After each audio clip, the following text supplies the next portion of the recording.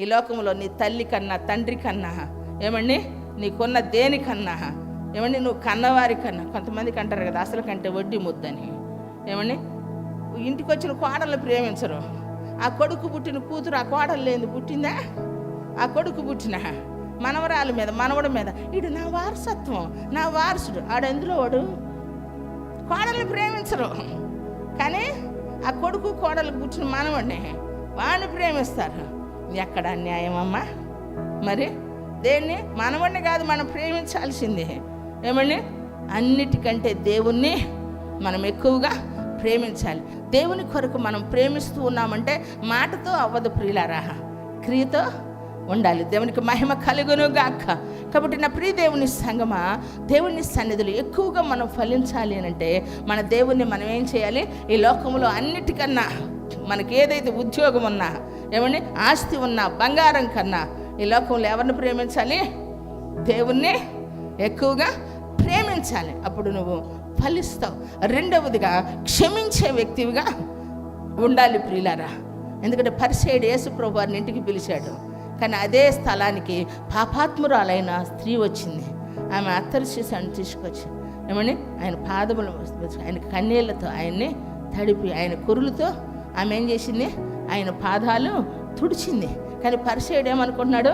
ఈయన ప్రవక్త అయితే, ఈయనలో దేవుడు శక్తి ఉంటే ఆ తుడిసేది ఎవరో తెలీదా, ఎందుకు ఆమెనే ముట్టనిస్తున్నాడు అని చెప్పి అనుకున్నాడు. కానీ ప్రభువారు అంటున్నారు, పరిసయ్యుడు సీమోను నేను ఒక మాట చెప్తాను, ఒకళ్ళు 500 దేనారాలు, అది ఒక 500 వేసుకో ఇవ్వాలా, ఒక 50 రూపాయలు ఇవ్వాలా. ఇద్దరు ఒకరికే ఇవ్వాల్సి వచ్చారు. ఇవ్వలేమయ్యా అని ఇద్దరు చెప్పారు. సరే పోనీలే అని వదిలేశాడు. ఎవరు సంతోషపడతారు? 50 రూపాయలు ఇచ్చిన ఆయన, తీసుకున్న ఆయన 500 తీసుకున్న ఆయన, ఎవరు సంతోషపడతారు? ఫస్ట్ టైం డ్వాక్రా వాళ్ళకి ఏమైందమ్మా? డ్వాక్రా రుణాలు మాఫీ గెలిస్తే అన్నారు. అప్పుడే తీసుకున్న వాళ్ళకి 5 లక్షలు, అంటే మనిషికి వచ్చి 50,000. అప్పుడు 2 నెలలు అయిపోయే వాళ్ళు ఉంటారు. అందరికి 5,000, 3,000. అర్రే నేను కూడా అప్పుడే తీసుకొని ఉంటే బాగుండేదే, ఏకదమ్మును ఒక్కసారి కూడా కట్టకుండా పోయేదని చెప్పి ఆశ ఉందా లేదా? అలాగనే నువ్వు ఎక్కువ అచ్చి ఉన్నావు కాబట్టి నువ్వు ఎక్కువ క్షమించబడ్డావు. ఏమండి ఇంకొక తక్కువ తీసుకున్నారు కాబట్టి వాళ్ళు తక్కువగా అచ్చి ఉన్నారు కాబట్టి వాళ్ళు, అలాగనే నువ్వు కొంచెముగా చేసావు, నువ్వు కొంచెముగా క్షమించబడ్డావు. ఏమి విస్తారముగా ప్రేమించింది, విస్తారముగా ఏం పాపాలు క్షమించబడ్డాయి. కొట్టు చబర్లే గట్టిగా. కాబట్టి ఆమె నీకంటే ఏమైంది? క్షమించబడింది. నీ ఇంటికి పిలిచావు, నువ్వు టవలు ఇలా, నూనె ఇలా, నా తలకు నూనె అంటలేదు, నువ్వు నన్ను ఏమీ మర్యాద చేయలే. ఏమో తన దయనీయమైన పరిస్థితిని బట్టి ఆమె ఏం చేస్తూ ఉంది? తను పశ్చాత్తాపడుతుంది. నా కుమారి, నీ విశ్వాసము నిన్ను రక్షించింది కాబట్టి, నీ విస్తార పాపములు క్షమించబడ్డాయి కాబట్టి నువ్వు సమాధానము గలదానివి. పోగొట్టు జాబర్లే గట్టిగా. Praise the lord. హల్లెలూయా. చూడండి ప్రియులారా, క్షమించేటువంటి మనసు ఉండాలి ఈరోజు. ఎందుకంటే దేవుడు ప్రతి మనిషిని ప్రేమించాడు. నీవు ప్రేమించబడ్డావు నీ స్థితిలో నుంచి. అయితే ఎవరు తామున్న స్థితిలో నుంచి బయటపడాలి అని అంటే క్రీస్తు ప్రేమతో నువ్వేం చేయాలి? వారిని పట్టుకోవాలి. యేసయ్య ప్రేమను చాటాలి ప్రియులారా. నిజం ప్రియులారా, మనం మాటతో కాదు, క్షమించగలిగేటువంటి మన ఎడలు ఎవరైనా చేయకూడదు అనరానిది అన్నప్పుడు మనం క్షమించేవారిగా ఉండాలి. నేను అందుకే ఎప్పుడు చెప్తాను, మనము ఎవరికైనా శత్రువులుగా ఉండొచ్చు, కానీ మనకెవరు శత్రువు ఉండకూడదు. సైతాను ఒక్కొక్కరిని ఒక్కొక్కసారి రేపుతాడు, వాళ్ళల్లో చొరబడి మనల్ని అల్లాడిస్తాడు. అందుకే ఈరోజు నీ ఇంటిలో, నీ ఒంటిలో, నీకు కష్టంలో, నీకు ఎదురయ్యే సమస్య ఎవరి ద్వారానైతే నీకు బాధ, నింద, అవమానం కలుగుతుందో మొట్టమొదట వారి కోసమే ప్రార్థన చేయి. ఈరోజు కొట్టు చాపలు గట్టిగా వారి కోసమే ప్రార్థన ప్రారంభించు. మొట్టమొదట ప్రేమించే వాళ్ళ కోసం కాదు, నిన్ను తిట్టే వాళ్ళ కోసం, నిన్ను ద్వేషించిన వారి కోసం నువ్వు ప్రార్థన మొదలుపెట్టు. అద్భుతంగా నీవు ఆశీర్వదించబడతావు. హల్లెలూయా, హల్లెలూయా. కాబట్టి నా ప్రియ దేవుని సంఘం, ఎందుకంటే అంత యోబు స్నేహితులు ప్రాణంగా ప్రేమించిన 7 దినాలు మౌనులు ఏడ్చి దుఃఖపడ్డా, వారు శోధించారు, పరీక్షించారు. కానీ యోబుకు పూర్వస్థితి మరలా కలిగినప్పుడు దేవుని సన్నిధిలో యోబు దగ్గరికి వెళ్ళి, స్నేహితులు మమ్మల్ని క్షమించమని అడిగితే, నేను కాదు క్షమించేది, ఏమంటే దేవుని దగ్గరికి వెళ్తే ఏమంటున్నారు, యోబు దగ్గరికి వెళ్ళని దేవుడు చెప్తే యోబు దగ్గరికి వాళ్ళు వెళతారు ప్రియులారా. వారి కొరకు యోబు ప్రార్థన చేసినప్పుడు మరలా యోబుకు 2 అంతల ఆశీర్వాదం వచ్చింది. కొట్టు చాపట్లే గట్టిగా. ఈరోజు దేవుని సన్నిధిలో ఉన్నటువంటి మన జీవితంలో ప్రియులారా, మనము క్షమించేటువంటి మనసు కలిగిన వారిగా దేవుని సన్నిధిలో ఉండాలి. జీవితాల్లో దేవుడి కృపని మనం అర్థం చేసుకుని మన పాపాలు క్షమించాడు కాబట్టి మనం కూడా ఎదుటి వారిని క్షమించాలి. అప్పుడు తప్పకుండా నీవు ఫలిస్తావు. హల్లెలూయా, హల్లెలూయా. కేకలు వేయాలండి. ఏమని, ఎక్కడ కేకలు వేయాలా?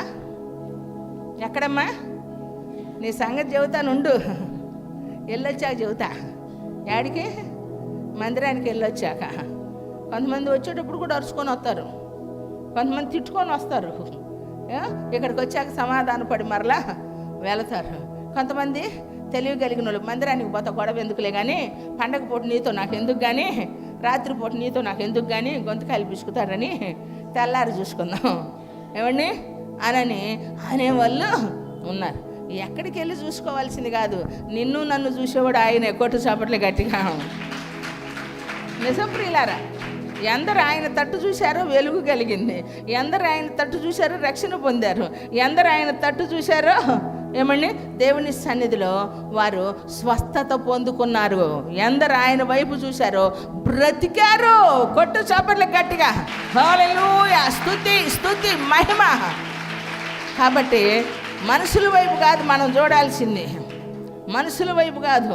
ఒకసారి నా పక్కన ఉన్న మనిషిని సహించలేకపోతున్నా, ఒళ్ళు సేవలు బారాడుతుంది, కడుపు మంట అట్లాంటిది తట్టుకోలేక అమ్మా చేసిందల్లా చేస్తుందిరా బాబు అన్నిందల్లా అంటే ఏమి ఎరగను నంగనే అని కడుపు మంట, నోట్లో మాట అనలేము, ఏమి చేయలేక దిగు ఆటో ఎంతైనా కత్తి ఉంది కదా, సత్యదాకా ఉంటుంది. సంపూర్ణమయ్యాం అనుకోమాకండి. నేను మన పాస్ సంవత్సరంలో చెప్పా పాస్టర్ గారు 80 మారి 20 ఉంది. ఉంటుందా ఇది కాతికొద్దా? ఉంటుంది నాకు. ఏమండి మీ సంగతి ఏమో నాకు తెలియదమ్మా. ఏమండి ఉంటుంది కొద్ది గొప్ప. బ్రతికున్నామంటే ఏదో సంపూర్ణంగా చేయాల్సింది మనం ఉంది కాబట్టి మనలో పోవాల్సింది కూడా కొంత ఉంటుంది. కొట్టో చాపట్ల గట్టిగా. కాబట్టి దేవుని సన్నిధిలో దిగు దిగు దిగు అంటుంది. దిగలేం, చెప్పలేం, అనలేం, అర్థం కాదే, అన్నీ వదులుకొని వచ్చాం. ఎవరి దగ్గరికి వెళ్ళి చెప్పుకోవాలా? కండిషన్ ఒకటి ఉంది, ఏది జరిగినా ఎక్కడ ఎవరు నోరు జరగకూడదు. ఏమండి చాలా సంవత్సరాలు అట్టానే బతికాం, తర్వాత ఆజ్ఞ పక్కన పెట్టారులేండి. ఏమండి అయితే ఇక దేవుడు అన్నాడు 37 అన్నాడు. తప్పిద్దా? తీమన్నాక తీసా. దుష్టులను చూసి నువ్వు వ్యసన పడకము, దుష్టులను చూసి నీవు వ్యసన పడకము, వారికి ఏమీ జరగలేదు, వాళ్ళు బాగున్నారని నువ్వు అనుకోమాక అని అనగానే ఒక్కసారి దిగిపోయిందండి, నన్నెత్తుకొచ్చింది, అరికాల దాకా దిగిపోయింది. దేవునికి మహిమ కలుగును గాక. క్షమించే మనసైనా దేవుని సన్నిధిలో రావాలి ప్రియులారా. దేవునికి మహిమ కలుగును గాక. ప్రైజ్ లార్డ్, హల్లెలూయా. చాలామంది ఇంటి దగ్గర కేకలు వేసేవాళ్ళు ఉంటారు, చర్చిలో ఏమంటే కొందరు కేకలు వేస్తారు. కానీ మనము ఎప్పుడూ కూడా దేవుని సన్నిధిలో ఏమండి మనము బ్రతికున్నామంటే ఏమండి ఆయన స్తుతిస్తాము. మృతులు మౌనులు మృతుల లోకంలోనికి వెళతారు. సజీవుడనై ఉన్నాను కనుకనే నేను నిన్ను స్తుతిస్తాను. మన్ను నిన్ను స్తుతించునా? స్తుతించదు. అందుకని కేకలు వేయండి, ప్రార్థన చేయండి అని పాస్టర్ గారు పాదిరి గారు చెప్పవసరంలా. ఎవరు బాధ కొద్ది వాళ్ళు కేకలు వేయాలా? ఏమండి బాధ ఉన్నప్పుడు కేకేస్తారు, సంతోషంగా ఉన్నప్పుడు ఊరికి. ఇదే పని అమ్మ, ఇదేమన్నా రెస్ట్ రూమా? వచ్చి రిలాక్స్డ్ అవ్వటానికి. ఏమండి నువ్వు బాగుపడ్డావు, నువ్వు ఆశీర్వదించబడ్డావు, బాగలేని కోసం ఏం చేయాలా? ప్రార్థన చేయాలా? నీకు బాధ పోయిందంటే నీ పక్కింటి వాళ్ళని అప్పుడు వాక్యం నువ్వు నెరవేర్చినట్టే. ఏ వాక్యం? నిన్ను వలే నీ పొరుగు వాడిని. ఆయన కేకలేస్తున్నాడు, ఏదో శబ్దం వచ్చింది. ఏమండి అడిగాడు ఒక ఆయన, ఏంటి శబ్దం వస్తుంది, సందడి జరుగుతుందంటే ఏముంది, యేసుప్రభు వారి మార్గం గుండా వెళ్తున్నారు, దాటిపోతున్నాడు అని సంగతి తెలిసిందండి. దావీదు కుమారుడా దాటిపోవాకంటున్నాడు. ఇలా ఊరుకుండా అబ్బో ఎందుకు శబ్దం వచ్చింది, ఊరకుండా అని అన్నారు. నువ్వు ఊరకుండు అన్నా కూడా ఆయన ఊరకుండలా. అందరూ కేకలు ఆయనకి వినపడలా, గుడ్డోడి కేకలు వినపడ్డాయి. కొట్టు చప్పట్లే గట్టిగా. ఊరకుండమన్న శబ్దం వినపడింది. తిరిగి ఆయనకు వచ్చాడు. అంటున్నాడు, నా వల్ల ఏం కావాలనుకుంటున్నావు? చూడాలని ఉందయ్యా. ఇక నమ్మకం ఉందా? కళ్ళుండోడు చూసి నమ్మలేకపోతున్నాడు. కళ్ళు లేనోడికేమో చూడాలని ఆయన వస్తే, తాకితే, ముడితే, చెప్తే నేను చూస్తాను అనుకున్నాడు. నా వల్ల ఏం కావాలనుకున్నావు? నిన్ను చూడాలని ఆశ ఉంది. ఒకటే చెప్పాడు, నువ్వు చూడు అన్నాడు.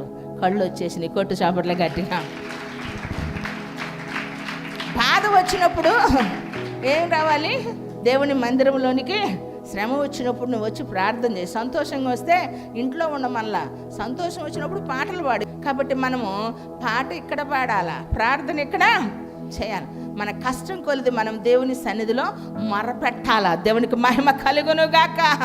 హల్లెలూయా.